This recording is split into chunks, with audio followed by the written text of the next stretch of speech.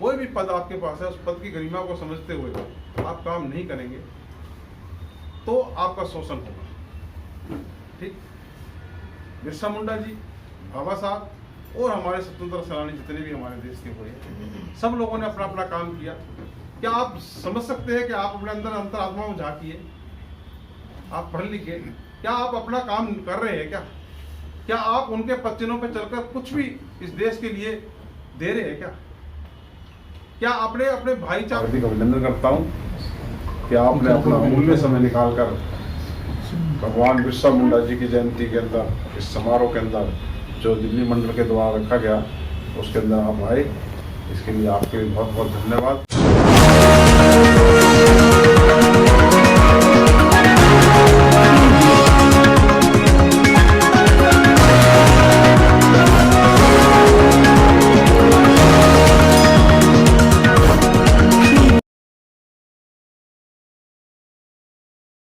वासियों के लिए उन्होंने किस तरह लड़ाई लड़ी, अपने समाज के लिए किस तरह से उन्होंने कुर्बानियां करी, किस तरह से उन्होंने जागृत किया, तो उसके विषय के ऊपर आज पूरे भारतवर्ष में बड़ी धूमधाम से बिरसा मुंडा जी का जन्मदिन मनाया जा रहा है। उसी एक कड़ी में हम भी छोटा जी को पुष्प माला पहनाकर जोत को करते प्रोग्राम को शुरू किया जाए। इसके लिए मैं अपने साथी नवनीत जी से निवेदन करूंगा कि वो भी आए, और हमारे पिंकू प्रताप जी प्रेजेंट भी आए। पहले तो आप ही करो स्टार्ट। नहीं आओ ना, पहले माला पहुंचते माला चलेगी ना। हाँ, पहले माला चढ़ाएंगे, उसके बाद में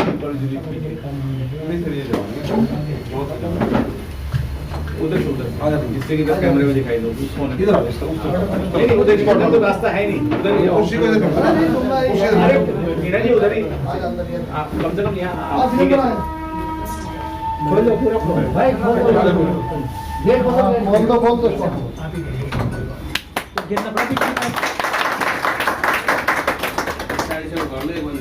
थोड़ा कॉर्नर पे थोड़ा चेयर पे अरे वो हम नहीं दान पत्थर में खिला रहे पीछे वाला। हाँ बस थोड़ा सा आधा बैलेंस बना दो बस। ठीक है ठीक है।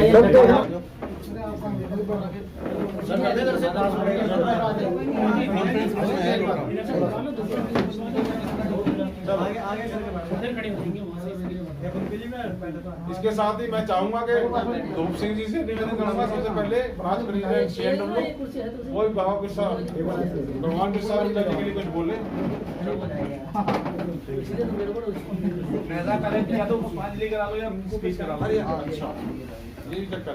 एक साथ चलने दो भाई, तो एक साथ चलने दो। नहीं हमारा काम खत्म, आप एक हाथ स्पीच करनी। अरे मैडम इधर तो देखो, मास्क हटाओ। नहीं हटाओगे फोटो नहीं किए क्या? ये हमारे दलित समाज के लिए दिया था, और उन्होंने उनका जन्म 15 नवंबर 1975 को झारखंड में हुआ था, और उन्होंने हमारे आदिवासी समाज के लिए उन्होंने बिरसा मुंडा जी के लिए कितनी अच्छी बातें की। तो इसी तरह, क्योंकि छोटी उम्र में गए, मैं छोटी उम्र की बात इसलिए कह रहा हूँ कि हम लोग जो आज आज़ादी जी रहे हैं, हम लोग जो आज जिंदगी का मजा ले रहे हैं, जो हम सुख भोग रहे हैं, उसकी लड़ाई के लिए जितने भी हमारे स्वतंत्रता सेनानी हुए, जितने भी हमारे महापुरुष हुए, उन लोगों की उम्र कितनी है आप देखिए। देश को आजाद कराने भगत सिंह, सतगुरु, राजगुरु जितने थे, इन लोगों की उम्र कितनी है? कुछ देखा है क्या इन्होंने? कुछ नहीं देखा। आप लोगों के लिए हंसते हंसते फांसी पे चढ़ गए। तो आप इन चीजों को जब तक अपने सामने नहीं रख के चलेंगे, जब तक आप कामयाब नहीं होंगे, तभी आपको कभी ये कहने से मना कर देंगे कि मेरा शोषण नहीं हो रहा। कोई शोषण करने वाला है कौन?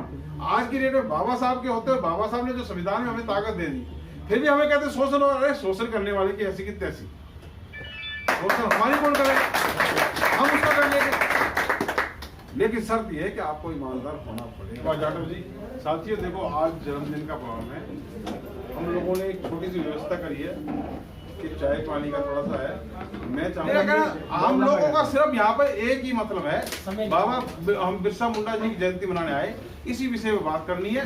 संगठन के प्रति, संगठन ये है, संगठन आप लोगों का है, आप लोगों ने काम करना है, आप लोग बनाना है, यहाँ पे आए। उसके लिए मैं पहले भी सबका निवेदन धन्यवाद कर चुका हूँ। आप लोग अपनी काम करिए, आपको इंसाफ मिलेगा, कोई शोषण नहीं होगा किसी का। शोषण जब होता है जब हम स्वार्थ के अंदर जीते हैं। मैं बार बार कह रहा हूँ, इसके अंदर मैं आपको चैलेंज करके कह सकता हूँ, मैंने अपनी लाइफ के अंदर, आज मैं लास्ट में सेवानिवृत्त होने जा रहा हूँ, कि हमें समय का अपना ध्यान रखना चाहिए कि हमारा समय कितना कीमती होता है, और समय को हम जब महत्व नहीं देंगे ना तो हमारी कोई महत्व नहीं। मेरा कोई भी पद आपके पास है, उस पद की गरिमा को समझते हुए आप काम नहीं करेंगे तो आपका शोषण होगा। ठीक, बिरसा मुंडा जी, बाबा साहब और हमारे स्वतंत्रता सेनानी जितने भी हमारे देश के हुए, सब लोगों ने अपना अपना काम किया। क्या आप समझ सकते हैं कि आप अपने अंदर अंतरात्मा में झांकिए, आप पढ़ लिखे, क्या आप अपना काम कर रहे हैं? क्या आप उनके पच्चनों पे चलकर कुछ भी इस देश के लिए दे रहे हैं?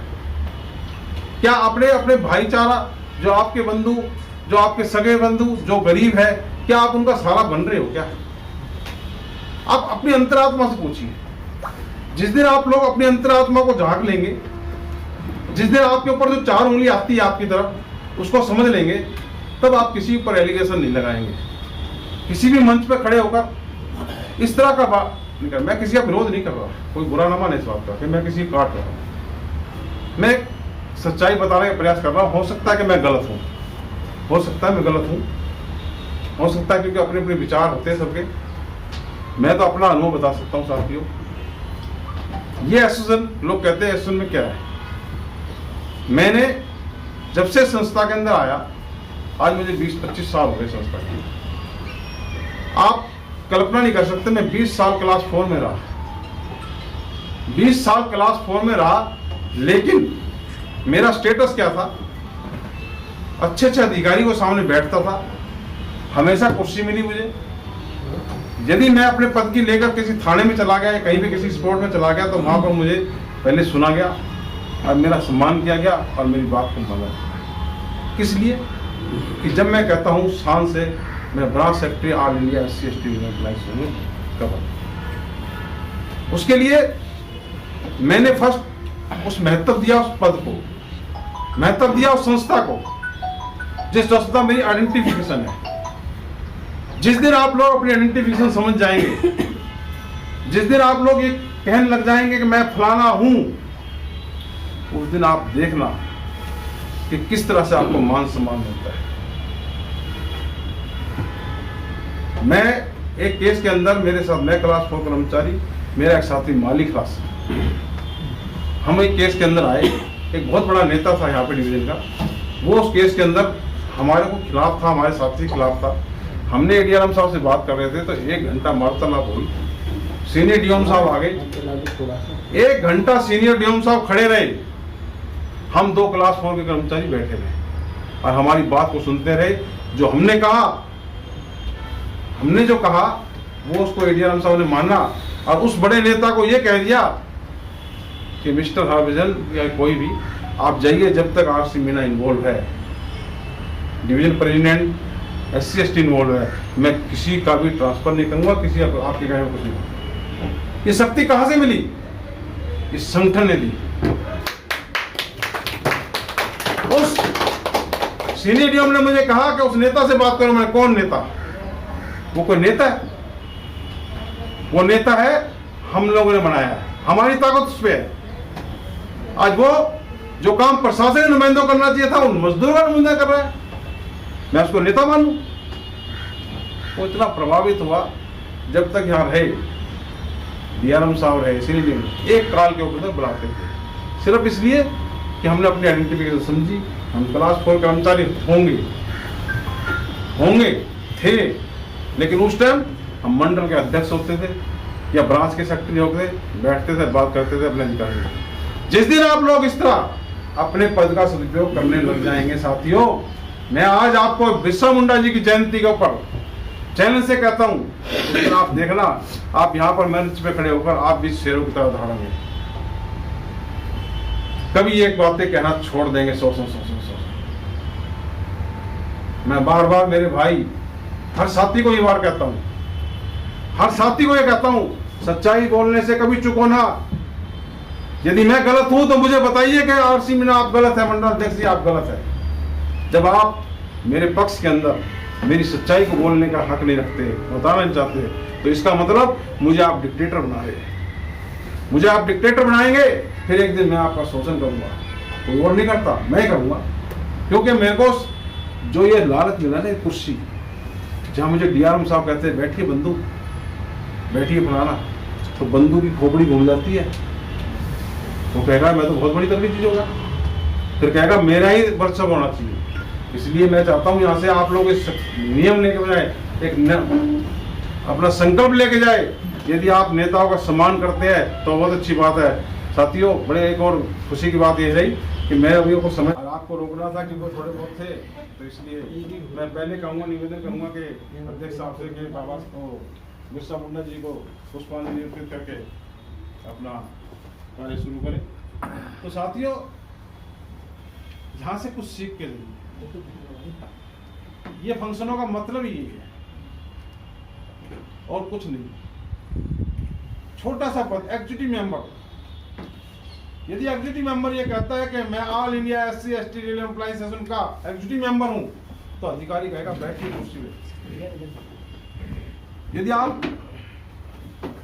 एसोसिएशन के बहुत बड़े पदाधिकारी हैं, लेकिन आप कहते हैं मैं रामचंद्र मीणा फलाना हूँ, MCM फलाना हूँ, अरे चल तेरे पर भी बढ़ते नहीं, टाइम नहीं। जब तक हम अपने पद को नहीं बनाएंगे, जब तक हमें कुछ नहीं मिलेगा। अब समय बहुत ज्यादा हो रहा है। जिंदाबाद जिंदाबाद जिंदाबाद जिंदाबाद जिंदाबाद जिंदाबाद शक्ति जिंदाबाद जिंदाबाद जिंदाबाद अशोक कुमार जी जिंदाबाद जिंदाबाद जिंदाबाद मुंडा जी जिंदाबाद जिंदाबाद जिंदाबाद रामचंद्र जी जिंदाबाद जिंदाबाद जिंदाबाद।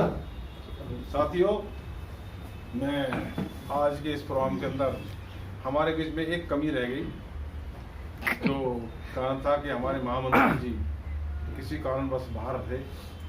यदि अगर जो वो होते तो आज इस प्रोग्राम के अंदर और भी चांद लगते और वो भी बड़े खुश होते कि जिस तरह से आप लोगों की भागीदारी प्रोग्राम में रही, तो उसके लिए हम उनको अवगत कराएंगे और आप लोगों को उनका आशीर्वाद हमेशा रहेगा, क्योंकि उन्होंने बहुत ही संघर्ष करते हैं और बहुत ही संघर्ष करके इस मुकाम पे पहुँचे। हम साथियों, हम बाबा साहब जो कहा करते थे कि मेरे मिशन को आगे ना ले जा तो पीछे भी ना ले जाना, तो साथियों हम चाहेंगे कि हम अपने मिशन को आगे ले जाएं, तभी हम कामयाब होंगे।